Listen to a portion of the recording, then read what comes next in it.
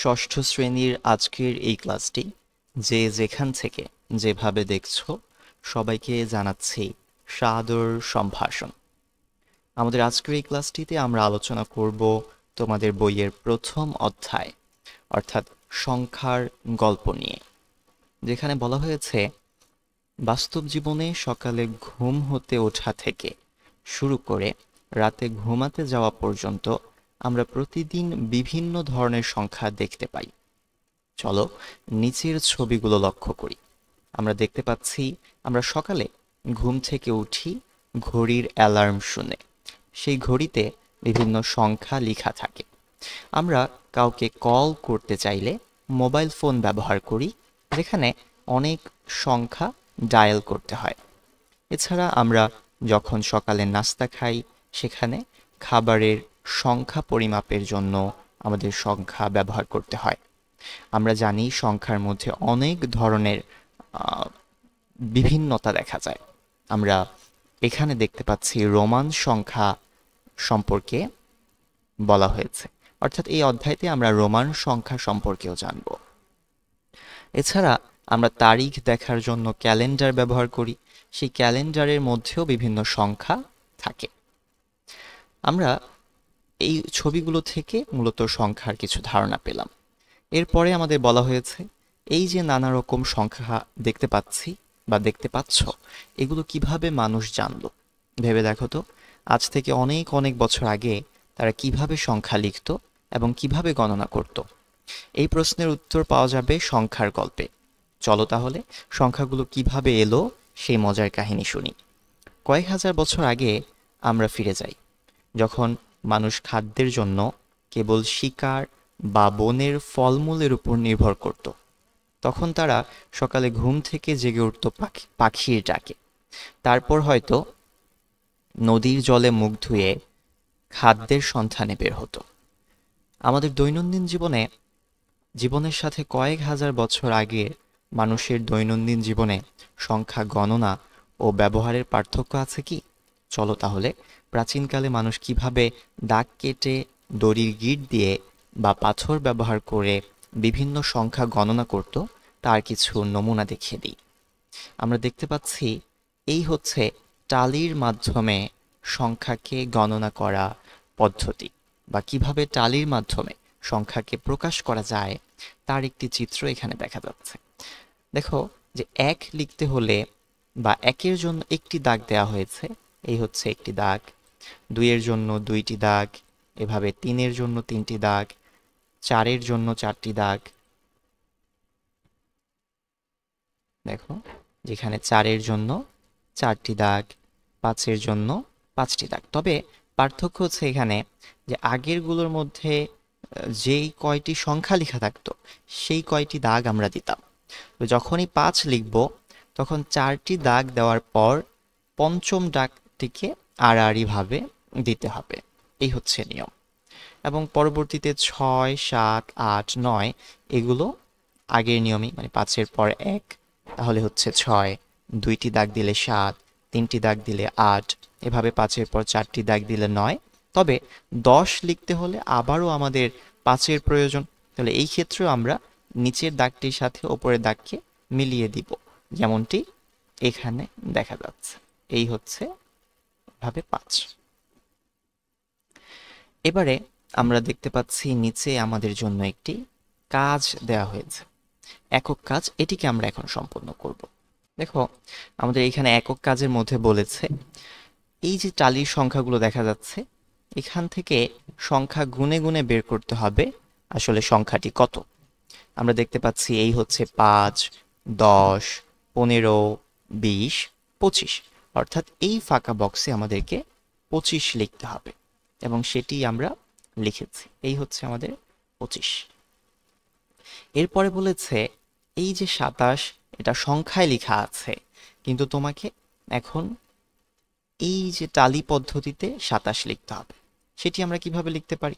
আমরা জানি যে 27 লিখতে হলে আর টালির মাধ্যমে প্রকাশ করতে হলে একের জন্য একটি দাগ দিতে হয়। অর্থাৎ আমি প্রসেসটা বলে দিচ্ছি।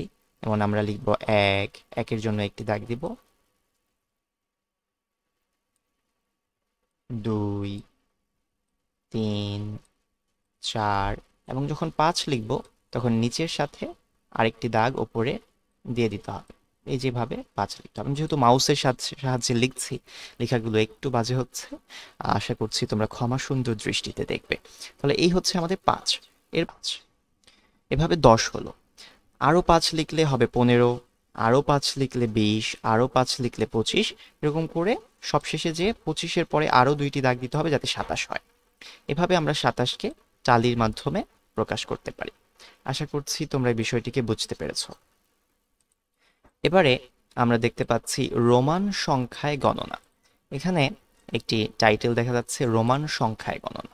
আমরা রোমান সংখ্যাটা কি সেটা একটু বোঝার চেষ্টা করি, যদিও অনেকেই হয়তো এই বিষয়ে ছোটবেলা থেকে শিখে এসেছো। এখন আমরা একটু বিস্তারিত জানব।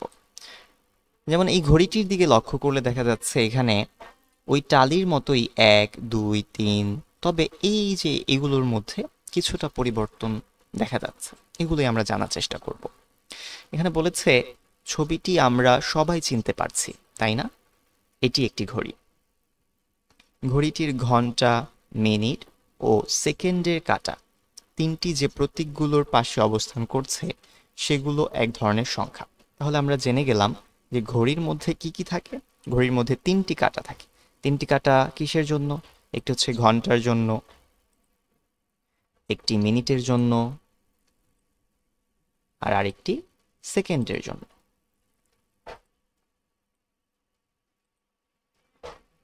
তাহলে দেখো ঘড়ির মধ্যে 3টি কাঁটা থাকে 3 রকমের কাজের জন্য, একটি ঘন্টার জন্য, একটি মিনিটের জন্য এবং একটি সেকেন্ডের জন্য। তাহলে এই সংখ্যাগুলো হলো রোমান সংখ্যা, আর এখানে যে সংখ্যাগুলো দেখা যাচ্ছে এই সবগুলো সংখ্যাই কিন্তু রোমান সংখ্যা। এখন বলেছে যে এগুলো প্রাচীন রোমে ব্যবহৃত সংখ্যা পদ্ধতি। তোমরা আরো বড় হলে তোমরা জানবে রোমান সভ্যতা নামে একটি সভ্যতা ছিল। ওই সভ্যতায় বা ওইটি হচ্ছে রোমে অবস্থিত, প্রাচীন গ্রিসের রোম। তো সেখানে এই সংখ্যা পদ্ধতিগুলো ব্যবহার করা হতো। এই পদ্ধতি প্রাচীন রোমানদের গণনা ও অন্যান্য দৈনন্দিন লেনদেন সম্পাদনের উদ্দেশ্যে তৈরি করা হয়েছিল। তোমরা জেনে অবাক হবে এই পদ্ধতি মধ্যযুগ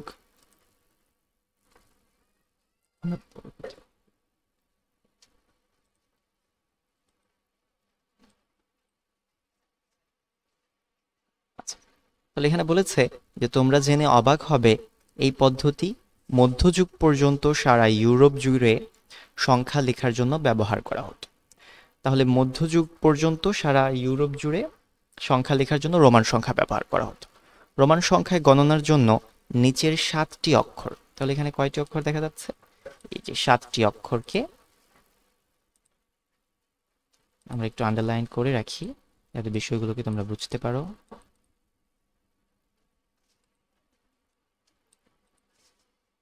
তাহলে রোমান সংখ্যায় গণনার জন্য নিচের 7টি অক্ষর চিহ্নরূপে ব্যবহার করা হয়, যাদের প্রত্যেকটির বা প্রতিটির একটি নির্দিষ্ট পূর্ণমান রয়েছে। যেমন এই 1 দিয়ে বুঝতে হবে এটি 1, ভি এর মতো লেখা থাকলে মূলত এটি আই, তো আই দিয়ে বোঝাচ্ছে 1, ভি দিয়ে বোঝাচ্ছে 5, এক্স দিয়ে বোঝাচ্ছে 10, এল দিয়ে বোঝাচ্ছে 50, সি দিয়ে বোঝাচ্ছে 100, ডি দিয়ে বোঝাচ্ছে 500 এবং এম দিয়ে বোঝাচ্ছে 1000। তো এই হচ্ছে রোমান সংখ্যা কিছু পরিবর্তন, যেখানে আমরা 7টি নতুন চিহ্ন দেখতে পাচ্ছি। মজার ব্যাপার হলো রোমান সাম্রাজ্যের পতনের পরেও রোমান সংখ্যা সমূহের ব্যবহার অব্যাহত থাকে। 14শ শতাব্দীর পর থেকে রোমান সংখ্যার পরিবর্তে আরও বেশি সুবিধাজনক আরবি সংখ্যার ব্যবহার শুরু হয়। তাহলে আমরা দেখলাম যে মধ্যযুগে ব্যবহার করা হতো রোমান সংখ্যা এবং 14শ শতাব্দীর পর থেকে আমাদের এখানে রোমান সংখ্যার পরিবর্তে আরবি সংখ্যার ব্যবহার শুরু হয়। এরপরে যদি আমরা দেখি তবে কিছু ছোটখাটো ক্ষেত্রে রোমান সংখ্যাসমূহ ব্যবহার এখনও চলছে। রোমান সংখ্যা ব্যবস্থায় 0 এর কোনো প্রতীক ছিল না, যা রোমান সংখ্যা ব্যবস্থার একটি অন্যতম অসুবিধা। তাহলে পরীক্ষায় যদি আসে যে রোমান বা কেউ যদি তোমাকে প্রশ্ন করে যে রোমান সংখ্যা ব্যবস্থায় অন্যতম অসুবিধাটা কি, রোমান সংখ্যা ব্যবস্থায় অন্যতম অসুবিধা হচ্ছে যে এখানে শূন্য এর কোনো প্রতীক ছিল না। আমরা এটিকেও একটু আন্ডারলাইন করে রাখছি যাতে তোমরা বিষয়গুলো ধরতে পারো। আরেকটি অসুবিধা হলো রোমান সংখ্যাগুলো কখনো যোগ আবার কখনো বিয়োগ করে বের করতে হয়। তাহলে এই হচ্ছে রোমান সংখ্যার দুইটি অসুবিধা। তাহলে এখানে আমরা জেনে গেলাম যে আরেকটি অসুবিধা কি, রোমান সংখ্যাগুলোকে যোগ বা বিয়োগের মাধ্যমে বের করতে হয়। এরপরে আমরা এখন দেখব রোমান সংখ্যা লেখার নিয়ম। তোমাদের শ্রেণীর শিক্ষার্থী সংখ্যা, নিজ নিজ পরিবারের লোক সংখ্যা, বিদ্যালয়ের বাগানে কয়টি ফল গাছ আছে, এর সবগুলো উত্তরই কোনো না কোনো সংখ্যার মাধ্যমে দিতে হবে, তাই না? সংখ্যাগুলো হতে পারে 50, 7, 32 বা অন্য যে কোনো। তবে সংখ্যাগুলো যাই হোক না কেন, এগুলো লেখার জন্য একটি নিয়ম বা নীতি আছে। তেমনি রোমান সংখ্যা লেখার প্রতীক নীতিগুলো বা মৌলিক নীতিগুলো হলো, আমরা দেখতে পাচ্ছি রোমান সংখ্যা লেখার যে মৌলিক নীতি আছে। প্রথম নীতি কি, রোমান সংখ্যাসমূহ সর্বদা বাম থেকে ডানে পড়া হয়। দ্বিতীয় শর্ত কি বা দ্বিতীয় নীতি কি, যৌগিক রোমান সংখ্যা লেখার সময় রোমান সংখ্যা এই হচ্ছে 1, এই হচ্ছে 10, এই হচ্ছে 100, এই হচ্ছে 500। আমরা সম্ভবত এটি দেখে এসেছিলাম, আমরা আবার একটু চেক করে নিচ্ছি। এই যে দেখো, সি দিয়ে বোঝাচ্ছে 100, ডি দিয়ে বোঝাচ্ছে 500, তাহলে এম দিয়ে বোঝায় 1000। আমরা দেখলাম যে এই যে এখানে যে এম লেখা আছে সেটি দিয়ে বুঝতে হবে 1000। আবার এই যে সি দেখা যাচ্ছে, এই সি দিয়ে বুঝতে হবে 100, এল দিয়ে বুঝতে হবে 50, এক্স দিয়ে বুঝতে হবে 10, ভি দিয়ে বুঝতে হবে 5 এবং আই দিয়ে বুঝতে হবে 1। তো যৌগিক রোমান সংখ্যা লেখার সময় রোমান সংখ্যা এই যে এরকম সংখ্যাগুলো 3 বার পর্যন্ত পুনরাবৃত্তি করা যেতে পারে। এল ডি ভি ডি পুনরাবৃত্তি করা যাবে না। তাহলে আমরা দেখলাম এই হচ্ছে 3 নং নীতি, যে এল, ভি আর ডি পুনরাবৃত্তি করা যাবে না। একটি ছোট মানের প্রতীক একটি বড় মানের প্রতীকের বামে স্থাপন করা হলে এটি বড় মানের প্রতীক থেকে বিয়োগ করা হয়। তাহলে একটি ছোট মানের প্রতীক, আমরা একটু আন্ডারলাইন করে রাখছি, একটি ছোট মানের প্রতীক একটি বড় মানের প্রতীকের বামে স্থাপন করা হলে এটি বড় মানের প্রতীক থেকে বিয়োগ করা হয়। যেমন এই যে দেখো, এখানে আমরা উদাহরণ দেখলে বুঝতে পারবো। এই এক্স দিয়ে বোঝা যাচ্ছে 10 আর এল দিয়ে বোঝা যাচ্ছে 50। আমাদের যেটি করতে হবে, বড় থেকে ছোটটিকে বিয়োগ করতে হবে। তাহলে এল হচ্ছে 50 আর এক্স হচ্ছে 10, তাহলে 50 বিয়োগ 10 সমান 40, অর্থাৎ এই সংখ্যাটির মান হচ্ছে 40। আবার আমরা যদি এখানে চলে আসি, একটি ছোট মানের প্রতীক একটি বড় মানের প্রতীকের ডানে স্থাপন করা হলে এটি বড় মানের প্রতীকের সাথে যোগ করা হবে। তাহলে দেখি, এল দিয়ে আমরা জেনেছিলাম এল দিয়ে বোঝায় 50, আবার এক্স দিয়ে বোঝায় 10। এখন 50 বড় আর 10 হচ্ছে ছোট, তার মানে বড় সংখ্যাটি বামে, ছোট সংখ্যাটি ডানে। এজন্য আমাদের এই দুইটি সংখ্যাকে যোগ করতে হবে। 50 আর 10 যোগ করলে হচ্ছে 60, অর্থাৎ এই এল এক্স দিয়ে বোঝা যাচ্ছে এই সংখ্যাটির মান 60 আর এক্সএল দিয়ে বোঝা যাচ্ছে এই সংখ্যাটির মান 40। এবং সর্বশেষ যে 6 নং নীতিটি আছে সেটি হচ্ছে শুধুমাত্র আই, এক্স এবং সি প্রতীকগুলো বিয়োগ এবং যোগমূলক সংখ্যা হিসেবে ব্যবহার করা হয়। তাহলে আমরা যদি একটু সারমর্মটা বলি যে আমরা কি বুঝলাম, আমরা বুঝলাম যে রোমান সংখ্যা সর্বদা আমাদের কি করতে হবে, বাম থেকে ডান দিকে পড়তে হবে। এরপরে আমরা দ্বিতীয় যে নীতিটি দেখলাম সেটি হচ্ছে যৌগিক রোমান সংখ্যা লেখার সময় আই, এক্স, সি, এম 3 বার পর্যন্ত পুনরাবৃত্তি করা যেতে পারে। আই দিয়ে বোঝাই 1, এক্স দিয়ে বোঝাই 5, সি দিয়ে বোঝাই 100, এম দিয়ে বোঝাই 1000 আর ডি দিয়ে বোঝাই 500। তাহলে তোমরা ওই ছকটিকে একটু অনুসরণ করার চেষ্টা করবে। আমরা দেখতে পাচ্ছি এই হচ্ছে সেই ছক। এরপরে আমাদের 3 নং নীতিটি কি ছিল? 3 নং নীতিটি ছিল এলভিডি পুনরাবৃত্তি করা যাবে না। 4 নং হচ্ছে ছোট মানের প্রতীক যদি বামে থাকে, বড় মানের প্রতীক যদি ডানে থাকে, তাহলে আমরা বড় থেকে ছোটটিকে বিয়োগ করব। আর 5 নং হচ্ছে বড়টা বামে ছোটটা ডানে থাকলে বড়টার সাথে ছোটটাকে যোগ করব। এভাবে আমরা সংখ্যাগুলো পাবো। আমাদের এখানে একটি কাজ দেখা যাচ্ছে, আমরা একটু বোঝার চেষ্টা করি কি কাজ। এবারে আমরা দেখতে পাচ্ছি আমাদের জন্য কিছু কাজ দেখা যাচ্ছে। এখানে বলেছে যে রোমান সংখ্যা লেখার পদ্ধতি অনুসারে নিচের ছকটি পূরণ করো। আমাদের হাতের বামে কিছু সংখ্যা লেখা আছে, এগুলোকে রোমান সংখ্যায় প্রকাশ করতে হবে। প্রথম সংখ্যাটি হচ্ছে ৯। আমরা জানি ৯ ৫-এর চেয়ে বড় কিন্তু ১০-এর চেয়ে ছোট।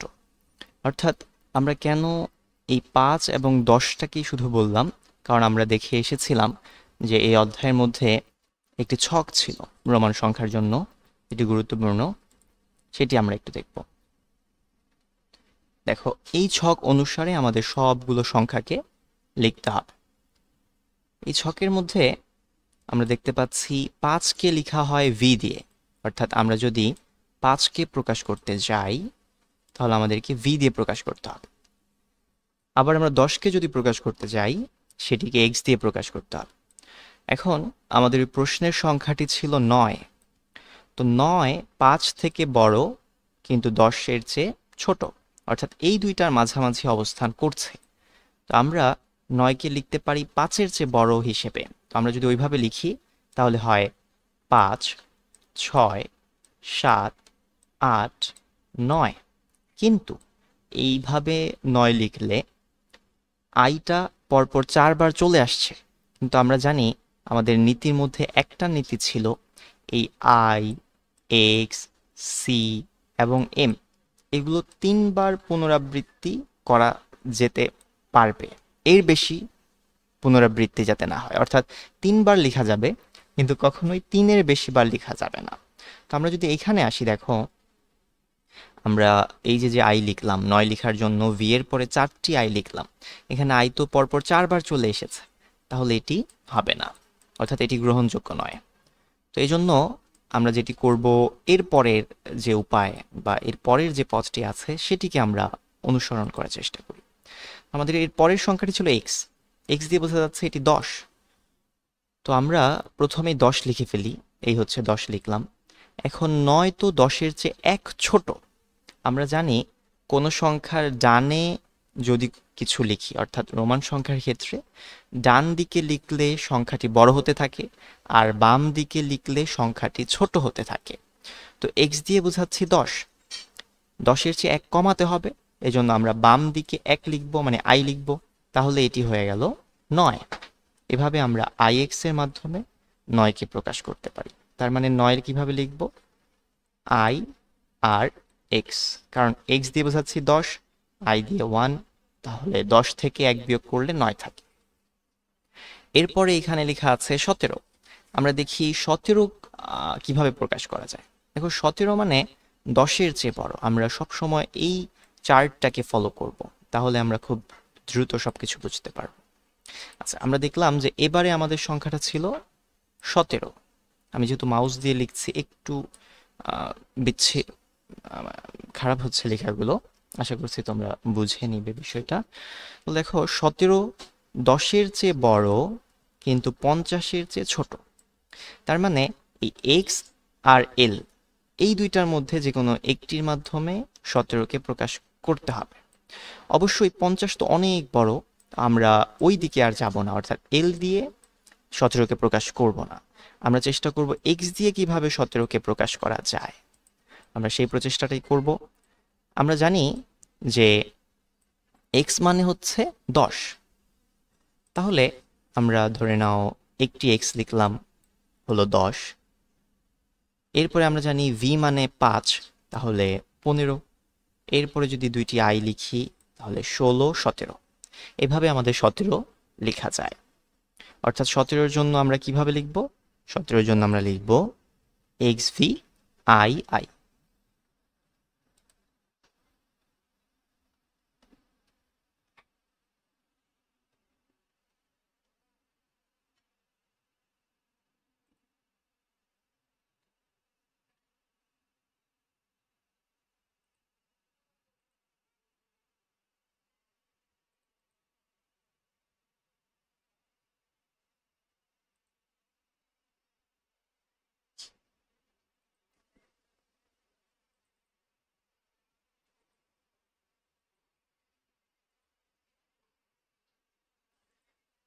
দেখো যে আমরা এই 17কে লেখার জন্য দেখলাম এই হচ্ছে 10, এরপরে 5 15, তারপরে 16 17, এভাবে আমরা 17কে লিখে ফেললাম। এবারে আমরা লিখতে চাচ্ছি 25। 25 কিভাবে লেখা যায়? আমরা জানি 25 20-এর চেয়ে বড়। তাহলে আমরা এখন লিখি, ধরে নাও যে একটি এক্স লিখলে এটি হয় 10, আরও একটি এক্স লিখলাম এটি হলো 20, আর একটি ভি লিখলাম এটি হলো 5। তাহলে 10 10 20, 20 আর 5 25। এভাবে আমরা 25কে রোমান সংখ্যায় লিখতে পারি। তারপর এখানে লেখা আছে 41। আমরা জানি 41টা 10-এর চেয়ে বড়, অর্থাৎ এক্সের চেয়ে বড়, কিন্তু 50-এর চেয়ে ছোট। 50 মানে এল, আমরা একটু আগে ছকের মধ্যে দেখেছিলাম। তাহলে 10-এর চেয়ে বড় মানে এক্সের চেয়ে বড় হবে, আর এল মানে 50 50-এর চেয়ে ছোট হবে। এই রেঞ্জের মধ্যে 41কে লিখতে হবে। এখন 41টা যেহেতু 50-এর অনেক কাছাকাছি, আমরা চেষ্টা করব এল এর মাধ্যমে প্রকাশ করার। তো এল মানে তো 50, কিন্তু 41 তো 50-এর চেয়ে ছোট। এজন্য আমরা চেষ্টা করব কিভাবে 50-এর চেয়ে ছোট বানানো যায়। আমরা জানি কোনো সংখ্যার বাম দিকে যদি আমরা লিখি তাহলে সংখ্যাটা ছোট হতে থাকে। এজন্য আমরা প্রথমে এল লিখলাম, এল মানে 50, বাম দিকে আমরা 9 কমানোর চেষ্টা করব, কারণ 50 থেকে 9 বিয়োগ করলে থাকবে 41। আমরা যদি 50 থেকে 1 বিয়োগ করি, মানে 50 থেকে 10 বিয়োগ করি, তাহলে হয় 40। এই যে আমরা এই জন্য আমাদের বাম দিকে 10 লিখলাম, 40 হলো। এরপরে আরো 1 বাড়াতে হবে। অথবা আমরা সরাসরি 50 থেকে 11 বিয়োগ করে দিতে পারি, তাহলে 50 থেকে 9 বিয়োগ করে দিতে পারি, তাহলে থাকে 41। এখন 9 কিভাবে লিখে? আমরা জানি 9 মানে হচ্ছে আইএক্স। তাহলে এই 50 লিখলাম আর এখানে 9 লিখলাম, তাহলে 50 থেকে 9 বিয়োগ হলো এবং এইভাবে এটি 41 হলো। দেখো যে এল এর জন্য 50 আর আইএক্স দিয়ে বুঝাই কত? 9। তাহলে এভাবে 50 থেকে 9 বিয়োগ করলাম, 41 থাকলো। তার মানে এটিকে লিখতে হলে আমাদের লিখতে হবে আই এক্স এল, অর্থাৎ আই এক্স এল। এরপরে 59 লিখতে হবে। 59 মানে 50-এর চেয়ে বড়। একটি এল মানে 50, ভি মানে আরো 5, তাহলে হয় 55। 55-র পরে আরও লাগবে 4, কিন্তু 4 লিখতে হলে 4টি আই লিখতে হবে, যেটি আমরা পারবো না, কারণ পরপর 3বারের বেশি পুনরাবৃত্তি করা যায় না। এজন্য আমরা এক্স এর মাধ্যমে যদি একটু চেষ্টা করি যে এক্স লিখলে এটা কত হতো, আমরা এল এর পরে যদি এক্স লিখি তাহলে 50 আর 10 60 হয়, কিন্তু এখানে তো লেখা আছে 9। আমরা তাহলে 50-এর পর 9 বাড়ানোর চেষ্টা করব। এখন 9 মানে কি? 9 মানে তো আইএক্স, কারণ আমরা জানি যে 9কে প্রকাশ করতে হয় এই যে এখানে আইএক্স দিয়ে আমরা প্রকাশ করেছিলাম। আমরা একটু আগে দেখি যে 9কে আইএক্স দিয়ে প্রকাশ করেছিলাম। তো এখানে আমরা 50-এর পরে যদি আইএক্সকে যোগ করি তাহলে এটি হয়ে যাবে 59। 50 আর 9 59। আমরা এখানে লিখে ফেলি এল, আই এবং এক্স। তারপরে এখানে লেখা আছে 73। আমরা জানি 73 হচ্ছে 50-এর চেয়ে বড়, কিন্তু 100-এর চেয়ে ছোট। এখন আমরা প্রথমে একটি এল লিখি, এটি হয় 50। একটি এক্স লিখি তাহলে হবে 60, আরও একটি এক্স লিখি তাহলে হবে 70, এবং আরও 3 লিখি 1 2 3, তাহলে এই হচ্ছে 73। এরপর আমরা চলে যাচ্ছি 111। আমরা জানি 100-কে লিখতে হয় সি দিয়ে, আমরা সি লিখলাম। আরও 11 লিখতে হবে, আমরা জানি 11 মানে হচ্ছে এক্স আর আই, এই হচ্ছে 111। তারপর 1971। আমরা 1971 কিভাবে লিখতে পারি? আমরা জানি 1971 1000-এর চেয়ে অনেক বড়, তাহলে আমরা প্রথমে একটা এম লিখি, তাহলে হয় 1000। তারপরে লাগবে আরো 900। এখন 900 তো 1000-এর চেয়ে ছোট, তো আমরা এখানে আরেকটা যদি এম লিখি তাহলে সম্পূর্ণ 1000 হয়ে যায়, কিন্তু আমাদের লাগবে 900। তো 900 1000-এর চেয়ে 100 কম, তো এই জন্য এই এম এর বাম দিকে যদি আমরা সি লিখি তাহলে 1000-এর চেয়ে 100 কমে গেল, অর্থাৎ 1000-এর চেয়ে 100 কমলে থাকে 9। তাহলে এই এম এর জন্য 1000 আর এই সি এম এর জন্য 900, তাহলে 1900। এরপরে থাকে 71। এই 71 কিভাবে লিখতে পারি? আমরা জানি 71 মানে 70-এর চেয়ে 1 বেশি। 70 কিভাবে লিখেছিলাম? এল এর জন্য 50 আর এক্স এর জন্য 10, তাহলে এল আর এক্স মিলে 60, 60 আর 10 70, 70 আর 1 71। তাহলে এভাবে আমরা দেখলাম যে এইখানে আমরা যদি এক্স লিখি, M L X X I, তাহলে আমরা আরেকবার বোঝার চেষ্টা করি। 1971 লিখতে হলে আমরা প্রথমে এম লিখলাম, যেটি দিয়ে বোঝাচ্ছে 1000। এরপরে এই সিএম দিয়ে বোঝাচ্ছি, আমরা একটু অন্য রঙে দেখি যাতে তোমরা বুঝতে পারো। দেখো যে এই সিএম এটি দিয়ে বোঝাচ্ছি 900, কারণ এমতে 1000 আর সি হচ্ছে 100। 1000-এর থেকে সি বিয়োগ করলে, বা হ্যাঁ 1000-এর থেকে 100 বিয়োগ করলে থাকে 900, তাহলে এই হলো 1900। তারপরে লাগবে আরও 71। 71 কিভাবে লিখতে হয়? এল এর জন্য 50, 50 আর এক্স এক্সে 20, 50 আর 20 70, 70 আর এই 1 71। সম্পূর্ণ সংখ্যাটি হয়ে গেল 1971। এভাবে আমরা এটি লিখে ফেললাম।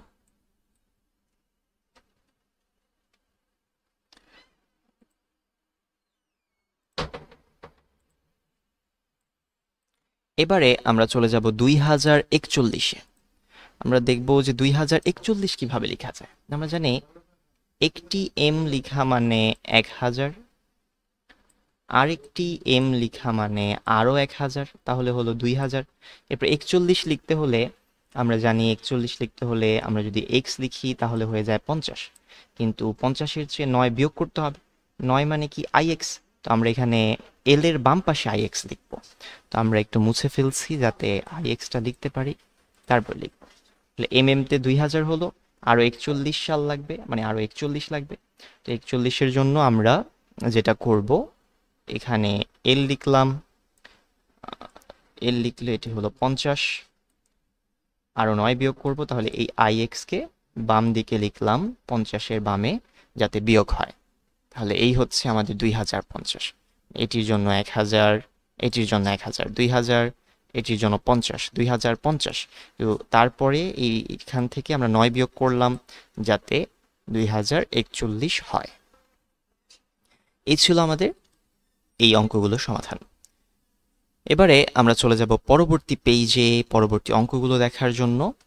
আমরা দেখতে পাচ্ছি এখানে আরও একটি কাজ দেওয়া আছে। এখানে বলেছে ঘড়িতে সময় দেখি। তোমরা অনেকেই হয়তো ঘড়ি দেখে সময় বের করতে পারো, আবার অনেকে হয়তো পারো না। তো আমরা চেষ্টা করব এই ঘড়িগুলো থেকে সময় বুঝে বের করে নিয়ে আসার। আমরা একটু দেখি। প্রথম ঘড়িটার ক্ষেত্রে আমরা রোমান সংখ্যা দেখতে পাচ্ছি সবগুলোতেই। তো আমরা একটু বোঝার চেষ্টা করি কোনটা কত। এই হচ্ছে 1, 2, 3, 4, 5, 6, 7, 8, 9, 10, 11, 12। এখন আমরা জানি ঘড়িতে 3টি কাঁটা থাকে। 3টি কাঁটা, একটি ঘন্টার জন্য, একটি মিনিটের জন্য, একটি সেকেন্ডের জন্য। সবচেয়ে ছোট এবং মোটা যে কাঁটাটি আছে এটি হচ্ছে ঘন্টার কাঁটা। দেখো এই যে আমরা একটু সবুজ রং করি, এটি হচ্ছে আমাদের ঘন্টার কাঁটা। এরপর হচ্ছে মিনিটের কাঁটা। মিনিটের কাঁটাটা ঘন্টার কাঁটার চেয়ে বড় এবং একটু মাঝারি ধরনের মোটা। এই যে আমরা লাল রঙে যেটিকে প্রকাশ করলাম এটি হচ্ছে মিনিটের কাঁটা। আর সেকেন্ডের কাঁটা হচ্ছে সবচেয়ে চিকন এবং সবচেয়ে লম্বা। এই যে এটা কি আমরা নীল রঙে অথবা গোলাপি রঙে আমরা প্রকাশ করি। এই হচ্ছে সেকেন্ডের কাঁটা। তাহলে এখন আমরা বোঝার চেষ্টা করব, আচ্ছা ঘন্টার কাঁটা সেকেন্ডের কাঁটাটিকে আমরা কালো রং দিয়ে প্রকাশ করি যাতে দেখা যায়। এই হচ্ছে আমাদের সেকেন্ডের কাঁটা। তাহলে ঘন্টার কাঁটা, মিনিটের কাঁটা এবং সেকেন্ডের কাঁটা। এখন আমরা জানি ঘড়িতে 1 থেকে 12 পর্যন্ত সংখ্যা দেওয়া আছে। ঘন্টার কাঁটাটি 5 অতিক্রম করে ফেলেছে। দেখো এই হচ্ছে 5 আর এটা 6। তো ঘন্টার কাঁটাটা 5 এবং 6-এর মাঝামাঝি, মানে এটাকে 5 ধরতে হবে। অর্থাৎ এখানে ঘন্টার কাঁটা অনুসারে 5। আমরা একটু পরিবর্তন করে লিখি, ঘন্টার কাঁটাতে লেখা আছে 5। তারপরে আমি যেহেতু মাউস দিয়ে লিখছি একটু লেখাগুলো আশা করি বুঝে নিবে। এরপরে আমরা যদি সেকেন্ডের কাটায় যাই, সেকেন্ডের কাটাটা 6 বরাবর লেখা আছে। এখন শুধু ঘন্টার কাটাটা সংখ্যা অনুসারে চলে, কিন্তু সেকেন্ড আর মিনিটের কাটাগুলো, যে এখানে মিনিটের কাটাটা যে 6-এর উপরে আছে, মিনিট আর সেকেন্ডের কাটাগুলো ক্ষেত্রে আমরা সংখ্যাগুলোকে প্রত্যেকটার মান 5 ধরে নেব।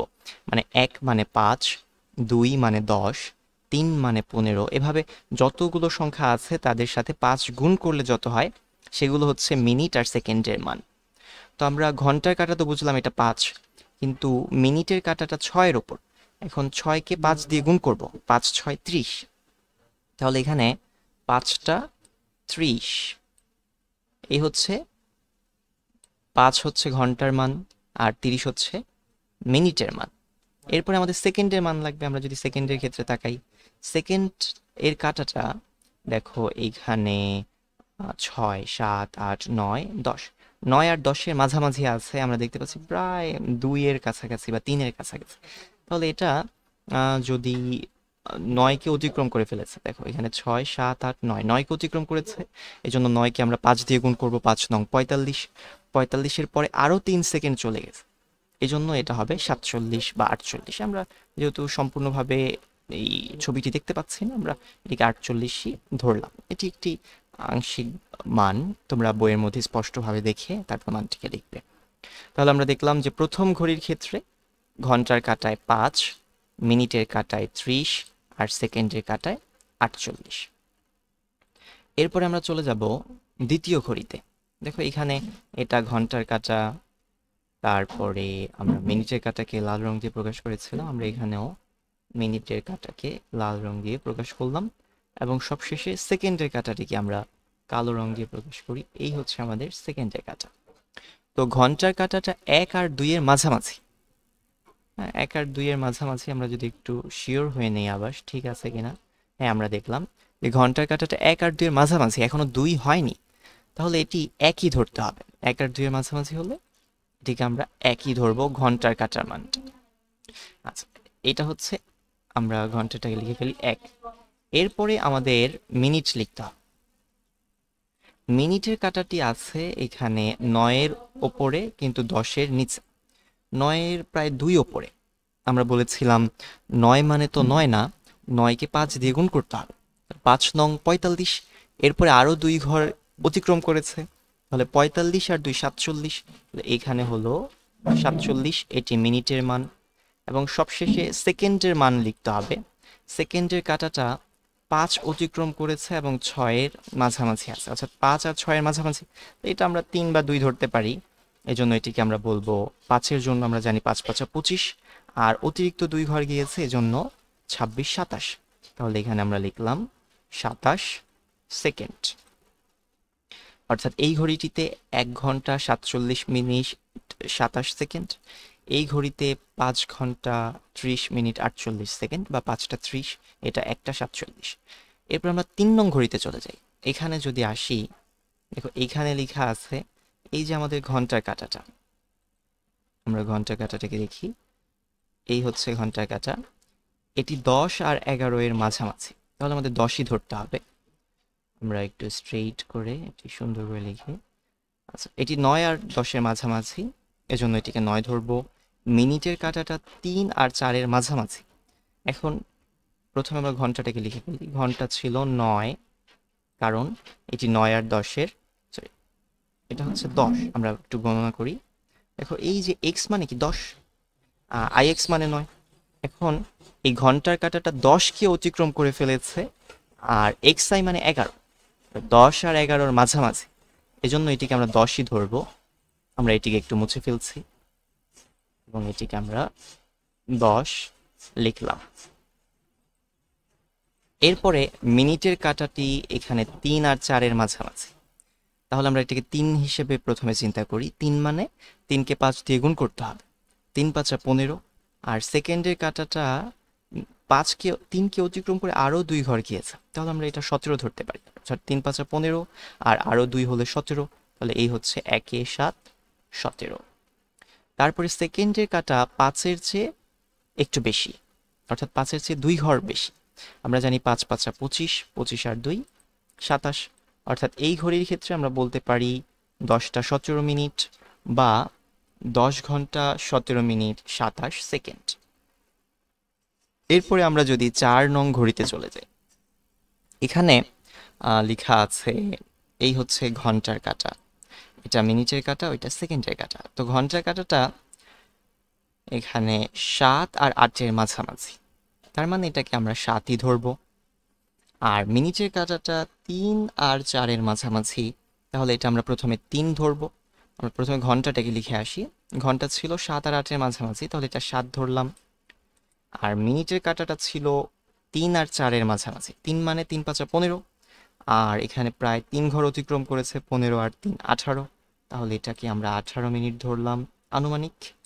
এবং সেকেন্ডের কাঁটাটা এখানে 12 আর 1-এর মাঝামাঝি, এই জন্য আমরা এটাকে 1ও ধরতে পারবো না, 1 মানে তো 5, তাহলে আমরা ছোট ঘরে যদি একটু গণনা করি, এখানে 1 2 3, 3-এর মতো দেখা যাচ্ছে, অর্থাৎ এটা প্রায় 3 সেকেন্ড বলা যেতে পারে।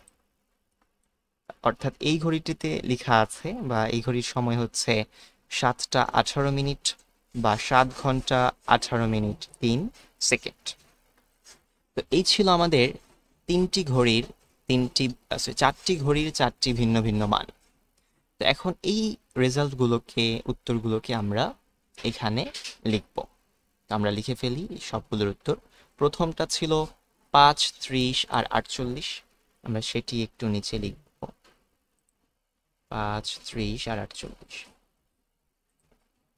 তাহলে এখানে তোমরা নিজে একটু লিখে নেবে, এটা 5 30 আর 48 হবে।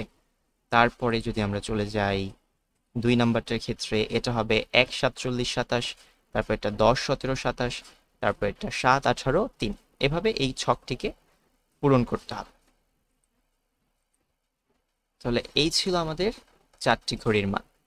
এরপরে এতক্ষণ পর্যন্ত আমরা আলোচনা করেছিলাম রোমান সংখ্যার গল্প নিয়ে। আমরা দেখতে পাচ্ছি এরপরে দশমিক সংখ্যা পদ্ধতির গল্প লেখা আছে। আমরা আমাদের পরবর্তী ক্লাসে আমরা এই দশমিক সংখ্যার পদ্ধতির যে গল্প আছে সেটি নিয়ে জানব এবং আরও নতুন নতুন সমস্যার সমাধান করব। তো এতক্ষণ পর্যন্ত ধৈর্য সহকারে যারা সম্পূর্ণ ক্লাসটি করলে, মনোযোগ সহকারে দেখলে, তোমাদের সবাইকে জানাচ্ছি অসংখ্য ধন্যবাদ এবং দেখা হবে পরবর্তীতে। আমরা দশমিক সংখ্যার গল্প নিয়ে আলোচনা করব। ধন্যবাদ সবাইকে।